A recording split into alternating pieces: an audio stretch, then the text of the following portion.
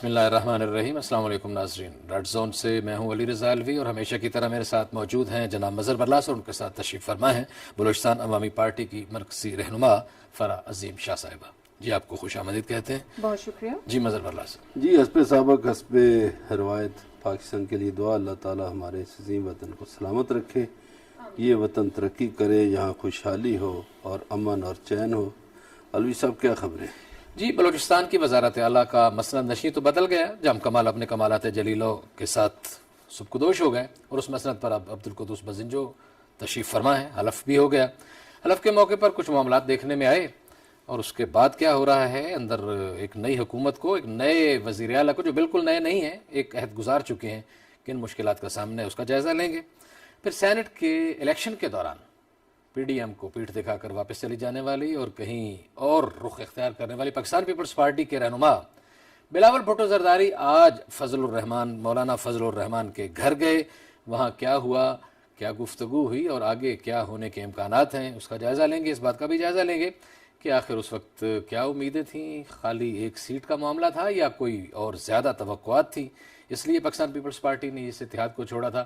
ابھی وہ امیدیں ختم ہو گئی ہیں یا کسی نئی راستے کا تعین کیا جا رہا ہے, برلاس صاحب سے پوچھیں گے. اور یہ بھی اس بات کا بھی جائزہ لیں گے کہ آج حماد اظہر نے بتایا ہے کہ ناشتے کے ساتھ دوپہر کو اور شام کو گیس ملا کرے گی. تو پوچھا گیا کہ اتنی مل جائے گی کہ انڈا فرائی ہو جائے, اس پہ بھی بات کریں گے. لیکن مظہر برلاس صاحب, بلوچستان کی صورتحال پہ ہم نے کافی پروگرامز کیے, آج پھر بلوچستان ہمارا موضوع. عبدالقدوس بزنجو صاحب آ گئے, جام کمال صاحب چلے گئے اور ان کے آنے کے موقع پر کچھ ناراضگیاں بھی دیکھیں, کچھ جو ان کے ساتھ تھے وہ بھی بڑے غصے میں تھے. کیا صورتحال ہے اب, اندر کیا ہو رہا ہے آگے حلف اٹھانے کے بعد کے جو چند دن ہیں؟ اچھا, کچھ باتیں تو محترمہ فرح عظیم شاہ کلیئر کریں گی. جی یہ وہاں حلف برداری کے موقع پر بھی تھیں اور محترم قدوس بزنجو کی جو آمد تھی اس سارے عمل میں یہ شریک تھیں, تو یہ بہت سی باتیں بتائیں گی. اب سوال یہ پیدا ہوتا ہے کہ دو باتیں ہیں. ایک تو ہم سنا کرتے ہیں کہ تبدیلی کا عمل ہمیشہ بلوچستان سے شروع ہوتا ہے. درست ہے. پچھلے 2 ادوار میں بھی یہی کچھ ہوا. جی. اور دوسری بات یہ ہے کہ اب جب 3 سال سے زیادہ عرصہ گزر چکا ہے, اب 1.5-2 سال میں نئے وزیر اعلیٰ کیا تیر ماریں گے, چونکہ زیادہ وقت تو گزر چکا ہے. درست ہے. وہ باقی یہ بھی کہا جاتا ہے کہ بلوچستان میں کچھ قوتوں کے اشاروں پہ تبدیلیاں ہوتی ہیں, ٹھیک ہے, یا وہاں کی حکومتیں بنتی یا بنائی جاتی ہیں یا ٹوٹتی ہیں. صحیح ہے. تو اس کی بھی وضاحت میرا خیال ہے محترمہ بہتر انداز میں کر سکیں گی. تو پہلے اگر محترمہ آپ کا خیال ہے کہ محترمہ کی طرف چلا جائے, یہ سوال بھی وہ ساتھ لے لیں. محترمہ فرح عظیم صاحبہ, بلوچستان کی تبدیلی سے جیسے کہ برلاس صاحب کہہ رہے ہیں کہ یقیناً یہی ماضی میں بھی یہی ہوتا رہا ہے. جب بلوچستان میں تبدیلی آتی ہے تو اس کا یہی امپریشن لیا جاتا ہے کہ شاید وفاق میں تبدیلی آ رہی ہے, پنجاب میں آ رہی ہے, کہیں کچھ اور ہونے لگا ہے. تو آپ کو کیا لگتا ہے کہ اس تبدیلی سے کہیں اور بھی آگے جو یہ وہاں سے ہوا چلی ہے آگے بھی چل پڑے گی؟ جی بسم اللہ الرحمن الرحیم.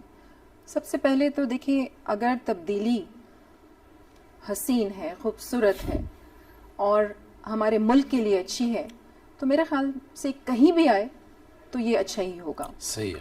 اور پھر بلوچستان کے حوالے سے تھوڑا سا میں آپ لوگوں کو بریف کرتی چلوں یہاں پر کہ جیسے آپ لوگوں نے دیکھا کہ جام صاحب کی حکومت گئی اور میر قدوس نے حلف اٹھایا اور اب وہ وزیر اعلیٰ ہیں, کابینہ بننے جاری ہے اور مزید اور بھی لوگ جو ہیں وہ شامل ہو رہے ہیں حکومت میں اور اپنی رسپانسبلٹیز وہ سنبھالیں گے کچھ ہی دنوں میں. جام صاحب کا جو ایک دور تھا حکومت کا, آپ جانتے ہیں, مجھ سے بہتر جانتے ہوں گے, برلاس صاحب بھی ایک سینئر جرنلسٹ ہیں, کہ بلوچستان ایک ٹرائبل ایریا ہے. جی.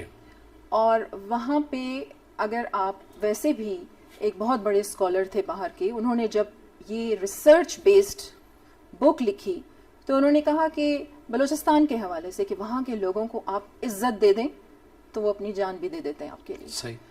تو جام صاحب کے دور حکومت میں یہ رواج بالکل چینج ہو چکا تھا. ٹھیک ہے. اور سی ایم ہاؤس کا بھی جو ایک ماحول تھا, ایک ایٹماسفیئر تھا, وہ بالکل چینج ہو چکا تھا. صحیح. اور پھر اس کے ساتھ ساتھ میں اگر اپنے حوالے سے آپ سے بات کروں تو ہم سیاستدان ایسے ہیں کہ ہم ہر حلقے میں جا کر ان کے ساتھ اٹھتے بیٹھتے ہیں اور ان کے ساتھ رابطے میں رہتے ہیں. ٹھیک ہے. یہ نہیں ہوتا کہ ہم نے صرف سی ایم ہاؤس میں یا ہم اپنے پولیٹیکل حلقے میں ہیں, نہیں, عوام میں جاتے ہیں اور ہر طبقے سے ہمارا تعلق ہے. صحیح. تو لوگ بالکل ناخوش تھے اور کام بھی نہیں ہو رہا تھا.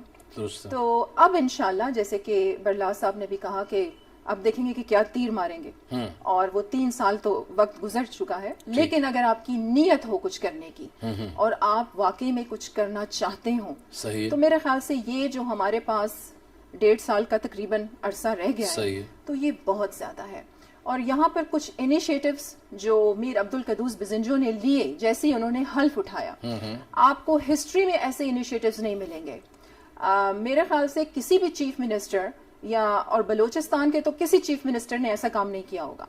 انہوں نے تھنک ٹینکس کے ساتھ رابطہ کیا, اور یہ جو پیپر میرے ہاتھ میں آپ دیکھ رہے ہیں, یہ ایک ریسرچ بیسڈ پیپر ہے. اچھا جی. اور یہ ایک انٹلیکچوئل نے اس کو بنایا ہوا ہے, اس میں کیا لکھا ہے؟ Member of think tank. ٹھیک ہے. اچھا. انہوں نے تھنک ٹینک سے اس لیے رابطہ کیا کہ اب ہمارے پاس چند ماہ رہ گئے, کم عرصہ رہ گئے, صحیح ہے, بٹ ہمیں لوگوں کو یہ دکھانا ہے اور بلوچستان میں گراس روٹ لیول پر چینج لے کے آنا ہے. ٹھیک ہے. آپ کے جو یہ تھنک ٹینکس ہوتے ہیں, یہ بڑا ڈیپلی ان کی ریسرچ ہوتی ہے اور ان کو پتا ہوتا ہے کہ ایشوز کیا ہیں, ان کی روٹ کاز کیا ہے اور ان کو حل کیسے کرنا ہے. تو یہ پیپر انشاءاللہ میں آپ لوگوں کو بھی دوں گی. اور یہ جتنے بھی یہاں پر ایجوکیشن سیکٹر ہے, ہیلتھ سیکٹر ہے, لا اینڈ آرڈر ہے, یوتھ انگیجمنٹ ہے, ڈیولپمنٹ ہے, اسپورٹس ہے, ویمن امپاورمنٹ ہے. ٹھیک ہے.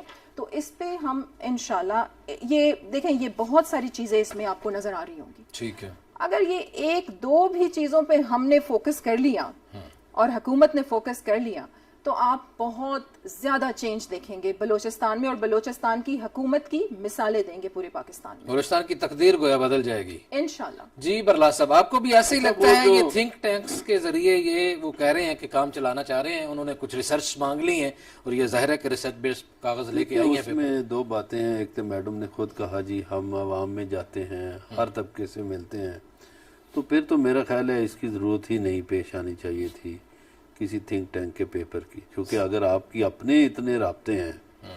دوسرا, میڈم نے ابھی وہ جواب نہیں دیا جو میں نے عرض کیا تھا کہ ہمیں یہی پتہ چلتا ہے یا ہم سنتے ہیں کہ بلوچستان میں کچھ خاص قوتوں کا کردار ہوتا ہے, پھر حکومتیں بنتی بگڑتی ہیں. اور ابھی حلف کا بڑا تذکرہ ہوا, ایک ویڈیو آپ نے بھی دیکھی ہوگی جو وائرل ہوئی تھی, جس میں غالباً ان کے بہت سے لفظ ان کو ادا نہیں کرنے آ رہے تھے. تو وہ تو 2 وضاحتیں میڈم کر دیں. جی بالکل, یہ بھی میں وضاحت کرتی چلوں. پہلا جو آپ نے کہا کہ تھنک ٹینکس, دیکھیں آپ کا جو انٹلیکچوئل ورک ہوتا ہے نا, وہ بہت ضروری ہوتا ہے. ٹھیک ہے. اور یہ جو تھنک ٹینکس ہوتے ہیں نا ریسرچ بیسڈ, ان کو پتا ہوتا ہے کہ ایشو کیا ہے, جیسے کہ میں نے کہا کہ اس کا روٹ کاز کیا ہے اور اس کو حل کیسے کرنا ہے. ٹھیک ہے. That is very important. صحیح. اچھا, پھر اس کے ساتھ ساتھ برلا صاحب نے کہا کہ کچھ قوتیں ہوتی ہیں, پوشیدہ قوتیں ہوتی ہیں یا اس طرح. دیکھیں, آپ کے پروگرام کے تھرو میں اپنے تمام پاکستانیوں کو اور اسپیشلی پولیٹیشنز کو یہ پیغام دینا چاہتی ہوں کہ اس قسم کے الفاظ استعمال کرنا چھوڑ دیں, کیونکہ چاہے وہ اسٹیبلشمنٹ ہے, چاہے وہ بیوروکریسی ہے, چاہے وہ پولیٹیشنز ہیں, چاہے وہ آپ لوگ ہیں یا عام عوام ہے, پاکستان کی ترقی اور خوشحالی کے لیے ہم سب ایک پیج پر اکٹھے ہیں. ایسا ہی ہے. صحیح.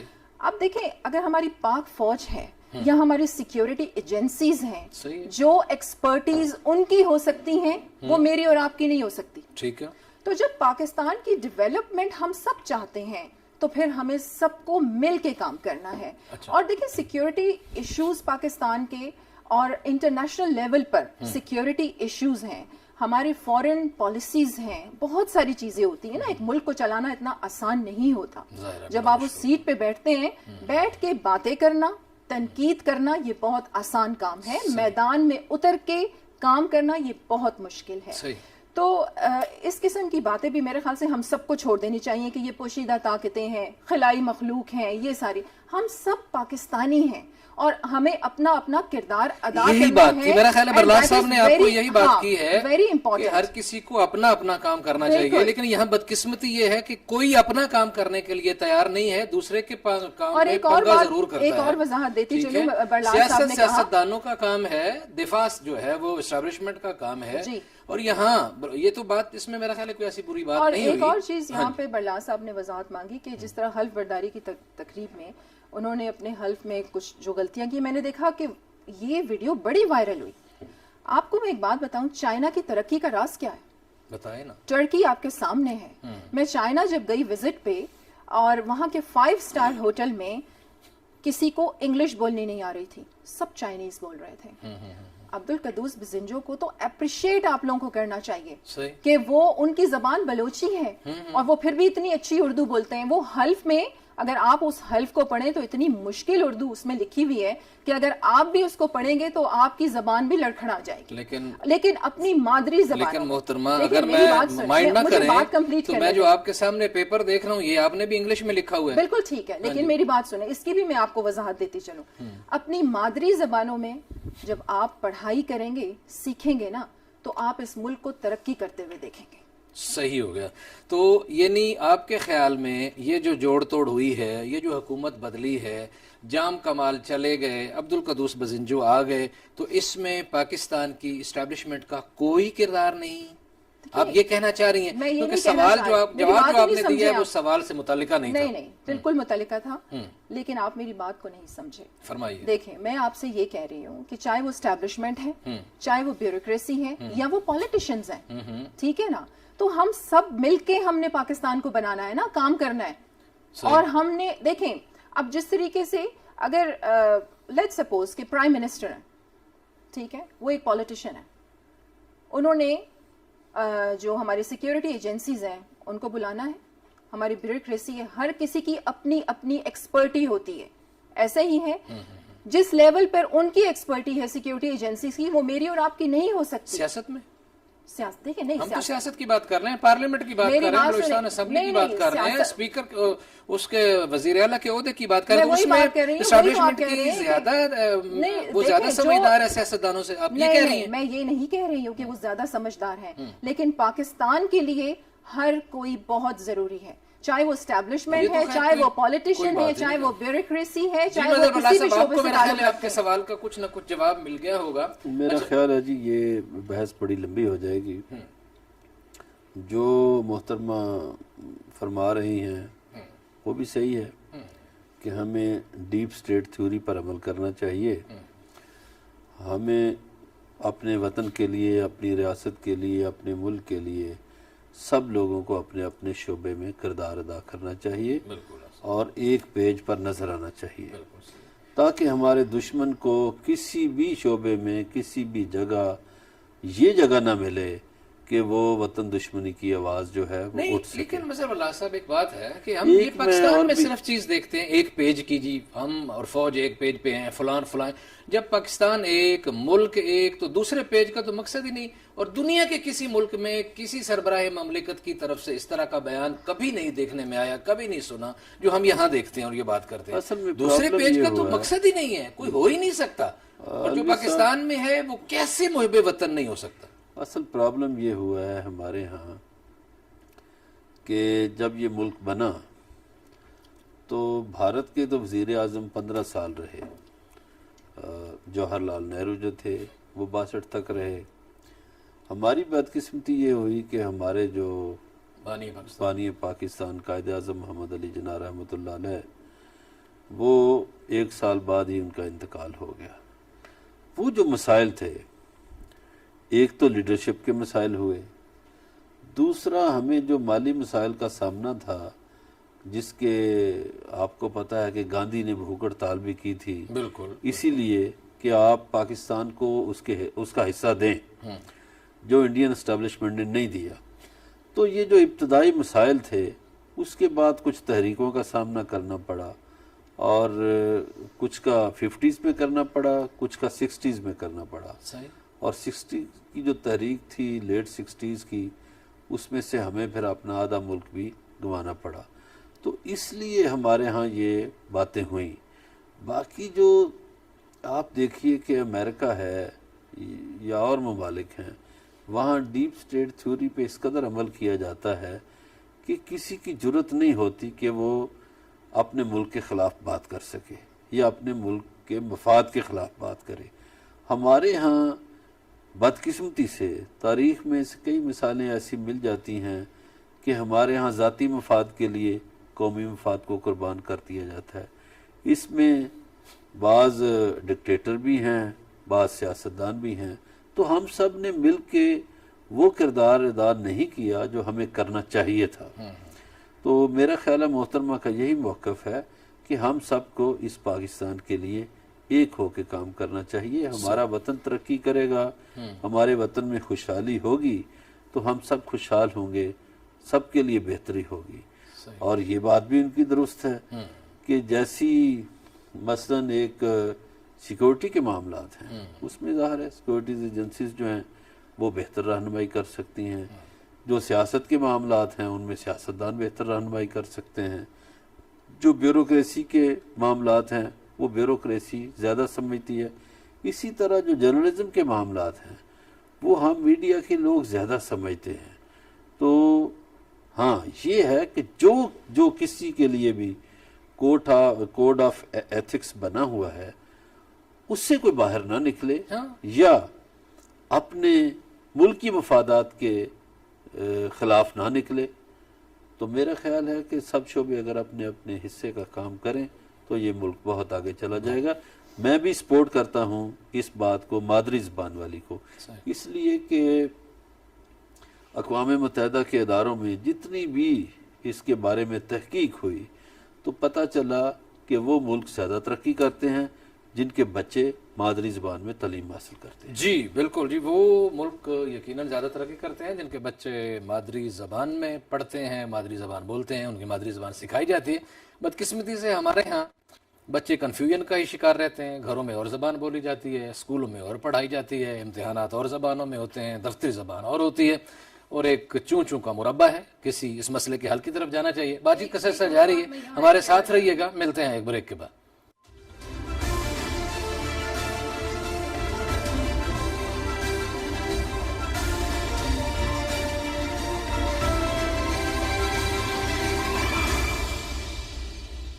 ویلکم بیک ناظرین. بریک پہ جانے سے پہلے بلوچستان کی بات ہو رہی تھی اور بات بلوچستان کے حوالے سے ہوتی ہوتی کافی دور تک چلی گئی. اگلی خبر کی طرف بڑھنا ہے. پاکستان پیپلز پارٹی کے رہنما جناب بلاول بھٹو زرداری آج مولانا فضل الرحمان کے گھر گئے. وہاں کچھ ملاقات ہوئی اور اس کے بعد بات چیت انہوں نے کی میڈیا سے. بلاول بھٹو زرداری نے میڈیا سے بات کرتے ہوئے کیا کہا، پہلے آپ کو وہ سناتے ہیں پھر اس پہ تبصرہ کرتے ہیں. جو دوسرا متحد اپوزیشن کا کامیابی ہے وہ یہ کہ حکومت نے اپنا ہی بلایا ہوا جوائنٹ سیشن رات کے اندھیروں میں کینسل کروا کے وزیر اعظم صاحب بھاگنے پہ مجبور ہو گیا. تو وہ اس لیے کہ پارلیمان میں جتنے بھی سیاسی جماعتیں ہیں وہ متحد تھے، وہ موجود تھے، اور ہم نے جو نیب آرڈیننس کا سازش ہے، جو ای وی ایمز اور الیکشن کمیشن کو انڈرمائن کرنے کا سازش ہے، اب تک اس کو ناکام کروایا ہے. اور امید ہے کہ ہم آگے جا کے بھی ان کے ہر سازش کو ناکام کروائیں گے. جی مظہر برلاس صاحب، ذرا وہ ایک تو نیب آرڈیننس پہ بھی اور ای وی ایم پہ بھی آج انہوں نے بھی کہا ہے کمیٹی بھی ایک بن گئی ہے، اور یہ کیا ہوا؟ خود ہی جوائنٹ سیشن بلایا، خود ہی فتح کر دیا. مسئلہ کیا ہو گیا؟ جو پہلے خیر اس میں کوئی عددی معاملے میں جو شکست ہوئی ہے وہ وجہ ہے یا کوئی اور وجہ ہے؟ گزارش یہ ہے کہ بلاول بھٹو صاحب کی باتوں پہ اگر غور کیا جائے تو ان کا کہنا ہے کہ حکومت خود بھاگ گئی اور وزیر اعظم بھاگ گئے. اگر ان کی بات مان لی جائے تو اس کا مطلب ہے وزیر اعظم اراکین کا اعتماد کھو بیٹھے ہیں. تو پھر اس آج جو ان کی میٹنگ تھی اس میں یہ طے ان کو کرنا چاہیے تھا کہ یہ وزیر اعظم کے خلاف عدم اعتماد کی تحریک پیش کریں. اب جو سوال ہے آپ کا، اس کا جواب یہ ہے کہ وزیر اعظم کی جو پارٹی ہے اس نے ان 2 بلوں کے حوالے سے اپوزیشن میں اپنی جو اتحادی جماعتیں ہیں ان کو اعتماد میں نہیں لیا تھا. ان کے کچھ تحفظات ہیں، خاص طور پر مسلم لیگ کاف کے تحفظات ہیں، ایم کیو ایم کے بھی ہیں لیکن کاف لیگ کے بھی ہیں. تو اب میرا خیال ہے اس کو انہوں نے ملتوی کیا ہے، وہ اگلے ہفتے کر رہے ہیں اجلاس، اور اس دوران وہ اپنی اتحادی پارٹیوں کو اعتماد میں لے لیں گے. جی بالکل ٹھیک. جی فراز شاہ صاحبہ، چیزیں کوئی تھوڑا سا انہوں نے اشارہ کر بھی دیا. ناراض جب ہوتی ہے، پہلی بات تھی نا بلوچستان کی تبدیلی، اگلی بات جب ایم کیو ایم اور مسلم لیگ کاف کو گلے شکوے پیدا ہو جائیں تب بھی لوگ کچھ نہ کچھ اس میں سے ڈھونڈتے ہیں کوئی خبر. آپ کے پاس کیا خبر ہے؟ اچھا، آپ کی اس بات کا جواب دینے سے پہلے ایک بہت ہی امپورٹنٹ جو بات ہے وہ میں یہاں مینشن کرنا چاہتی ہوں، اور میں چاہتی ہوں کہ آپ کے پروگرام کے تھرو پورے پاکستانی قوم سنے اس کو. عبدالقدوس بزنجو کی جو حلف اٹھاتے ہوئے ویڈیو، وہ تو بہت وائرل کر دی سب نے، لیکن حلف اٹھانے سے پہلے جب وہ خود جھاڑو پکڑ کے سڑک پر گئے صفائی کے لیے، وہ ویڈیو دیکھی آپ نے؟ وہ ویڈیو کسی نے وائرل نہیں کی. تو ہماری جو قوم ہے نا، اس کی مثال میں کہتی ہوں اس مکھی کی جیسی ہے کہ جو گن ڈھونڈ کے بیٹھتی ہے. تو آپ کی بات کسی حد تک ٹھیک ہے، لیکن ہم نے یہ بھی سنا کہ وزیر اعلیٰ کا خود جھاڑو پکڑ کے جھاڑو دینا یا چیف سیکرٹری کو جھاڑو پکڑا دینا، یہ کون سے وی این کی علامت ہے؟ صفائی کرانے کے لیے اور دنیا تھوڑی ہے جس کا کام ہے صفائی کرنا. یہی تو بات کر رہے تھے، جس کا کام ہے صفائی کرنا اس سے صفائی کرائیں، آپ خود جھاڑو پھیرنا شروع کر دیں. تو یہی تو ہم نے اپنے ذہن چینج کرنا ہے. آپ کا پرائم منسٹر ہے، آپ کا چیف منسٹر ہے، یا آپ کا پریزیڈنٹ ہے، یہ سب ان کو جھاڑو پکڑ کے جھاڑو دینا چاہیے، روڈ پہ اپنا کام نہیں کرنا چاہیے. دیکھیں میری بات سنیں، یہ سب پبلک سرونٹس ہیں. آپ صرف پاکستان میں یہ چیز دیکھیں گے، اگر آپ میرے ساتھ چلیں باقی ملکوں میں، آپ یو کے میں چلے جائیں، امریکہ میں چلے جائیں، آپ یورپ میں چلے جائیں، آپ وہاں پر جا کے پولیٹیشنز کو دیکھیں، آپ وہاں پہ جا کے منسٹرز کو دیکھیں کہ سائیکلوں پہ سفر کر کے، بسوں میں سفر کر کے جھاڑو بھی دیتے ہیں اسی طرح. بالکل ایسے بھی کئی مثالیں آپ کو میں اور بات ہے، سائیکلوں کو ہم نے بڑا ذکر سنا تھا، یہاں بھی سائیکلوں چلیں گے، لیکن ہم نے سائیکل چلتے ہوئے نہیں دیکھے، نہ ہم نے پروٹوکول ختم ہوتے دیکھے. مجھے دیں تو معاملہ یہ میری حل بات ہو ذرا جائے. کمپلیٹ ہو جائے. میڈم کے بالکل ہمسائیگی میں ایران میں جب احمدی نژاد صدر بنے ہیں تو انہوں نے جھاڑو پکڑ کے اسی طرح صفائی کی تھی. ایران بہت صاف ملک ہے، اور ایران کے شہر جو ہیں ان میں صفائی مثالی ہے. وہ برلا صاحب انہوں نے درخواست دی تھی، وہ ایک عقیدے کا مسئلہ تھا، وہ کربلا میں انہوں نے جا کے جھاڑو دیا تھا، اور وہاں بہت سارے سربراہ مملکت جاتے ہیں وہاں، یا مدینہ میں یا مکہ میں جا کے، تو وہ ایک معاملہ ہی اور تھا. لیکن بہرحال آپ کی بات ٹھیک ہے، آپ نے ایک مثال بڑی مضبوط اور سالڈ مثال دی ہے. جی، اور اب آتے ہیں آپ کے دوسرے کوشچن کی طرف کہ جیسے آپ نے کہا ایم کیو ایم ہے اور باقی پارٹیز ہیں، اور ایک تبدیلی کی ہوا بلوچستان سے شروع ہو گئی ہے. دیکھیں، آپ کا جو پیپلز پارٹی ہے وہ کب وجود میں آئی؟ فرمائیے آپ. 1967. آپ 67. اچھا. آپ کی جو پی ایم ایل این ہے وہ کب وجود میں آئی؟ صحیح. 1993. ٹھیک ہے. پاکستان کو بنے ہوئے کتنا عرصہ ہو گیا؟ صحیح. ہمیں میرے خیال سے ترقی کی طرف جانا چاہیے تھا. نہیں، بزنجو صاحب پہلے بھی رہے ہیں برسر اقتدار، وہاں پہلے کتنا عرصہ رہ کے گئے ہیں. بزنجو صاحب کی بات نہیں کر رہی میں، آپ کے سوال کا جواب دے رہی ہوں. صحیح. دیکھیں، پاکستان کتنے سال ہو گئے؟ 74 سال ہو گئے پاکستان کو بنے ہوئے. صحیح. اور جیسے کہ آپ لوگوں نے پروگرام کے سٹارٹ میں کہا کہ قائد اعظم کی بات ہم نے کی کہ ان کو کچھ عرصہ ملا. صحیح. ہم جیسے ہی پرانے ایئرپورٹ سے باہر آتے ہیں تو ہمیں واضح لکھا ہوا نظر آتا ہے فیتھ، ڈسپلن، یونٹی. صحیح ہے. پی ڈی ایم کا آپ نے یہاں پر ذکر کیا، آپ نے باقی جماعتوں کا یہاں پر ذکر کیا.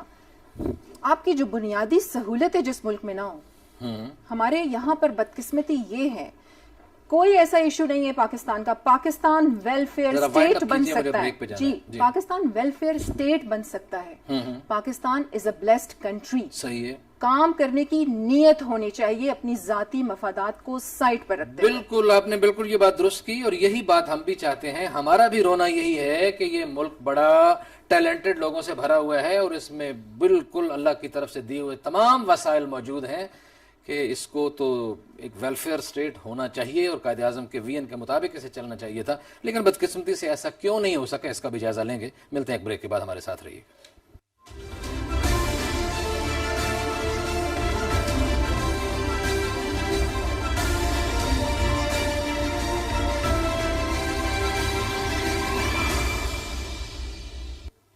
वेलकम बैक नाज़रीन। ब्रेक पे जाने से पहले फराज़ शाह साहब कह रही थी कि 74 बरस गुजर गए लेकिन तरक्की का ये आलम है कि कुछ भी नहीं हो सका।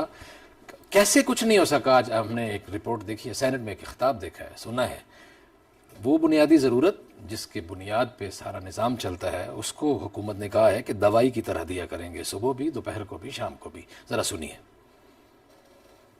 अच्छा, एक ये भी बात हुई कि 3 दिन सिर्फ लोगों को गैस मिलेगी। ये खबर अगर कहीं लगी है किसी अखबार में, अभी मैंने नहीं पढ़ी, ये गलत है। तीन दफा दिन में नहीं, 3 दफा हफ्ते में नहीं, दिन में 3 दफा हमने कहा है कि नाश्ते के टाइम, खाने के टाइम, दोपहर के और रात के खाने के टाइम हम इस मर्तबा पहली मर्तबा कोशिश कर रहे हैं कि हर रोज उसका एक बेंचमार्क होएगा, उसका एक विंडो होएगा। हर रोज जो है वो दिन में 3 दफा जो है वो गैस जो है उसकी सप्लाई को यकीनी बनाया। जी मजहर बल्ला साहब, दिन में 3 दफा गैस मिलेगी और वहां फिर अपोजिशन का सवाल आया कि इतनी मिल जाएगी कि अंडा फ्राई हो जाए। बल्ला साहब, आपके यहाँ गैस आती है? आप तो वजीर आजम के महल्लेदार हैं, बनीगाला में रहते हैं। गुजारिश ये है इससे हटकर कि वज़ीर आज़म के आसपास गैस आती है या नहीं। 3 दफ़ा तो वज़ीर मौसूफ ने बता दिया कि नाश्ते के वक़्त, दोपहर के और रात के खाने के वक़्त गैस आया करेगी। तो इसके अलावा अगर किसी को कोई चाय शाय बनानी पड़ जाए उसका क्या बनेगा? और जो सरतरीन इलाके हैं वहाँ आपको पता है कि हीटर्स की बड़ी ज़रूरत होती है, वो इलाके क्या करेंगे? इन वज़ीर मौसूफ साहब से किसी को ये पूछना चाहिए था कि 3 सालों में जो OGDCL के टारगेट थे वो क्यों पूरे नहीं हो सके, और कहीं इन्हीं के चहेते जो 2 मुशीर थे वो तो जिम्मेदार नहीं है। सही है, चूँकि अगर टारगेट अचीव हो जाते तो ये मसला ही ना उठता। गैस होती, पूरे मुल्क में होती, सबको ये कहना ही ना पड़ता कि हम नाश्ते के वक्त देंगे और खाने के वक्त देंगे। सही जी, बुनियादी ज़रूरियात ज़िंदगी का आपने हवाला दिया और ये भी हम एक दर्ज देख रहे हैं। एक पॉजिटिव इन्होंने बात ये की, इन्होंने कहा कि 3 दिन वाली बात गलत है, रोज़ाना मिलेगी लेकिन मुसलसल नहीं मिलेगी। और इस बुहरान को बहरहाल इन सारी बिजली का मामला, महंगाई का मामला, ये सारे मामला आखिर किसी ने तो हल करने हैं। बड़ी उम्मीदों के साथ, बड़े नारों के साथ, बड़े खिताबात के साथ हमने देखा। ये कौन पूरे करेगा? ये मसाइल कौन हल करेगा आवाम के? ये मैं और आप ही करेंगे, हम ही करेंगे, ये बाहर से कोई आके नहीं करेगा। सही। और पाकिस्तान, जैसे मैंने पहले भी कहा कि इट्स अ ब्लेस्ड कंट्री, माला माल है वसाइल से। आप देखें, आप बलूचिस्तान के सोना उगलते पहाड़ देखें, चांदी उगलती जमीन देखें, मीलों फैले समंदर देखें, क्या नहीं है पाकिस्तान में। अच्छा देखिए, यहाँ मैं बात आपसे करती हूँ जरा थोड़ी सी इकोनॉमी की। सही। प्रोग्राम का वक्त नहीं है लेकिन मैं चाहती हूँ कि मैं जल्दी से अपनी बात कर लूँ यहाँ पे। देखिए, जो प्रायोरिटी बेसिस पे जो काम हमें फोकस करने चाहिए सारी हुकूमतों को, बदकिस्मती से वो होते नहीं हैं। और जिस तरह के गैस की आप लोगों ने अभी बात की और ये बयान भी चलाया गया। अब देखिए, इकोनॉमी जो आपके मुल्क की इकोनॉमी है, और चाइना को आप देख लें कि चाइना पूरी दुनिया में क्यों इतना छा रहा है अपनी मजबूत इकोनॉमी की वजह से। टर्की को आप देख लें, IMF के कोई कर्जे नहीं है उस मुल्क पे, उसकी भी इकोनॉमी कितनी मजबूत दिन ब दिन होती जा रही है। तो पाकिस्तान की भी, और जो आपकी इकोनॉमी होती है ना, उसके 3 पिलर्स होते हैं। एक आपका एनर्जी, एक आपका रॉ मटेरियल, एक आपकी प्रोडक्टिविटी। एनर्जी को आप देखें कि कुछ हुकूमतों ने IPPs के साथ जो माहिदे किए वो महंगे तरीन किए। आपका फर्नेस ऑयल हम इंपोर्ट करते हैं, आपके डॉलर्स चले जाते हैं ना यहाँ से। तो आप जब तक हाइड्रो पावर पे देखें, ये बहुत चीजें समझने की हैं। कोई ऐसी बात नहीं है, कोई ऐसी साइंस नहीं है कि पाकिस्तान के मसाइल हल ना हो सके। पढ़े लिखे और समझदार लोगों की जरूरत है जो वाकई में नीयत रखते हो कि मुल्क के मसले हल हों। तो आपकी हाइड्रो पावर आ जाती है, आपकी वाटर को प्रिजर्व करना होता है, आपका जब ह्यूमन रिसोर्सेज आपके आ जाते हैं, लेकिन आपके यहाँ पर स्किल्ड लोग नहीं हैं। जब स्किल्ड लोग नहीं होंगे तो आप उनको बाहर कैसे भेजेंगे? फिर आपके यहाँ पर आपका जो ये कॉर्प्स का जोनिंग है, इसको कम कर दिया गया है। आपके इंपोर्ट्स है, यहाँ तक कि आपका जो फूड मटेरियल है वो भी बाहर से आ रहा है। आपको पता है हमारा जो इंटरनेशनल मार्केट में आपका ये जो डेफिसिट है, आपकी जो मार्केट का तकरीबन हमारा जो एक्सपोर्ट, जो हम इधर से, एनर्जी अगर महंगी है तो आपकी जो भी चीज, अगर ये एक मग है, मैं इसको तैयार करूंगी 2 रुपए में, बांग्लादेश इसको तैयार करेगा 1 रुपए में, वो तो 1.5 रुपए में बेच देगा। सही हो गया। तो हमारा फिर क्या हाल होगा? बस क्लोजिंग पे जाना है। ایک آدھا منٹ ہے تو یہ مسئلے کون حل کرے گا, کس نے کرنے ہیں؟ اور انہوں نے مہنگے معاہدوں کا بھی کیا. حال ہی میں ایلن جی کا ایک معاہدہ ہوا ہے, کہتے ہیں ملک کی تاریخ کا سب سے مہنگا معاہدہ, یہ شاید خاقان عباسی سے بھی مہنگا معاہدہ جب ہوا تک ہے. ہم خود کفالت کی طرف نہیں جائیں گے, جب تک ہم برآمدات میں اضافہ نہیں کریں گے اور درآمدات میں کمی نہیں کریں گے, ہماری معیشت ٹھیک نہیں ہوگی. صحیح ہے. ہمیں سب سے زیادہ توجہ دینی چاہیے ہماری زراعت پر, چونکہ ہمارے ملک میں ایسی زمین ہے کہ جہاں سب کچھ اگتا ہے. مسئلہ یہ ہے کہ ابھی تک ہم پرانے ڈگر پہ چل رہے ہیں. ہم نے زراعت کو جدید تقاضوں کے مطابق نہیں بنایا, ہم نے کسانوں کو کرش کیا ہے. اس مرتبہ بھی کسان اب پچھلے 2 سال خوش رہا ہے, مگر اس مرتبہ وہ ناخوش ہے کہ اس کو کھاد نہیں مل رہی, بہت مہنگی کھاد مل رہی ہے. جی بالکل ایسے ہی. فراز شاہ صاحب آپ کا بہت شکریہ. ساتھ آج آپ نے پروگرام دیکھا, اس کا جیسے بھی آپ کو لگا اس پہ ضرور رائے دیجیے گا. آج اتنا ہی, آپ سے ملاقات ہوگی کل. علی رضا الوی اور مظہر برلاس کو اجازت دیجیے. اللہ نگہبان.